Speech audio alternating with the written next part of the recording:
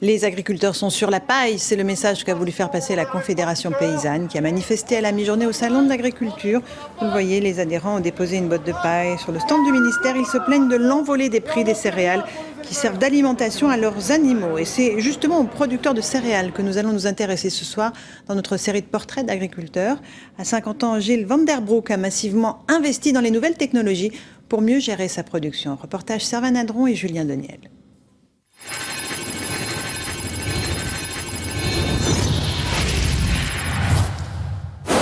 Donc là, le tracteur est en pulvérisation et donc je mets le guidage automatique et voilà. Et le tracteur se pilote tout seul, sans les mains. Et il tient son cap et il fait sa ligne droite. Bientôt, son tracteur sera connecté directement à Internet. Pour l'heure, il obéit à un ordinateur de bord. Gilles Van Der Broek l'a programmé ici, à l'aide de photos satellites de ses parcelles, loin de ses champs, au chaud et en quelques clics. Quand on est les deux pieds dans la parcelle, on voit vraiment que devant ses bottes. On n'a pas la vue globale qu'on a par les photos satellites. Voilà. Et les photos prises à différents moments de l'année parlent plus qu'un prélèvement ici et là. Elles donnent à l'agriculteur une multitude de renseignements sur l'état de ses terres, ses rendements. Elles l'aident surtout à préparer ses prochaines récoltes à 1 kilo près de semences ou d'engrais. Au lieu de mettre une dose uniforme dans la parcelle, on va répartir l'engrais en fonction des zones où il y avait une végétation très dense, on va en mettre moins. Et on va monter dans les zones où il y avait moins de végétation, dans les zones plus foncées. Je pense que ça va faire évoluer l'agriculture vers une agriculture beaucoup plus raisonnée. Voilà. Et plus raisonnable aussi ?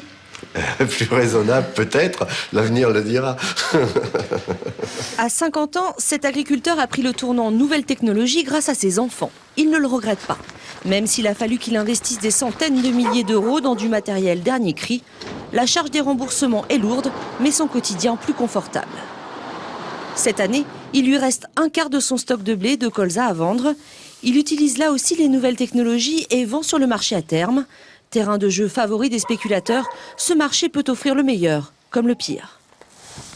De voir qu'en 2009, on avait des prix qui couvraient à peine nos coûts de production. Et aujourd'hui, on est à 1,5 fois le prix de 2009. Donc c'est complètement anormal et un peu aberrant. Même s'il en profite bien cette année, il trouve ça trop instable. Comme ses collègues céréaliers qui ont défilé en tracteur dans les rues de Paris au printemps dernier. Il milite aujourd'hui pour plus de régulation dans les marchés et contre la forte variation des prix. Qu'on nous mette des plafonds, d'accord, mais qu'on ait des planchers aussi pour sécuriser notre revenu. Les céréaliers sont considérés comme les aristocrates de la profession agricole parce qu'ils ont les plus hauts revenus. En France, le secteur des céréales pèse 54 milliards d'euros, presque autant que l'industrie automobile.